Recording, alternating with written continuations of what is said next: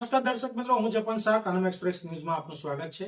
જોઈએ આજના મુખ્ય અને મહત્વના સમાચાર। શિનોર ખાતે હની ટ્રેપ કેસ મામલે શિનોર પોલીસ દ્વારા વધુ એક આરોપીની ધરપકડ। વડોદરા જિલ્લાના શિનોર ખાતે હની ટ્રેપ કેસ મામલે શિનોર પોલીસ દ્વારા વધુ એક આરોપીની ધરપકડ કરવામાં આવી છે। આસિફ સિકંદર પઠાણ નામના આરોપીને પોલીસે ઝડપી પાડ્યો છે। આ કેસમાં કુલ 3 આરોપીની ધરપકડ થઈ છે, જ્યારે બીજા આરોપીઓ પોલીસ પકડથી દૂર હોવાનું જાણવા મળ્યું છે। ફરિયાદ મુજબ એક મહિલા સહિત કુલ 9 ઇસમો સામે પોલીસ સ્ટેશનમાં ગુનો નોંધાયો છે। ભોગ બનનાર 76 વર્ષીય વૃદ્ધને બ્લેકમેલ કરી દુષ્કર્મના કેસમાં ફસાવાની ધમકી આપી, નગ્ન ફોટા પાડી તેમજ મારપીટ કરવાની ધમકી આપી, તબાકાવાર રૂપિયા 75,75,550 પડાવી લેવાની શિનોર પોલીસ સ્ટેશનમાં ફરિયાદ નોંધાઈ છે।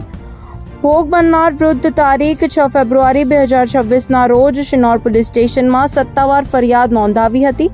હાલ પોલીસે વધુ તપાસ હાથ ધરી છે। શિનોર પોલીસે અલગ અલગ ટીમો બનાવી આગળની કાર્યવાહી હાથ ધરી છે। રિપોર્ટર રાહુલ પ્રજાપતિ, શિનોર, સાગલી।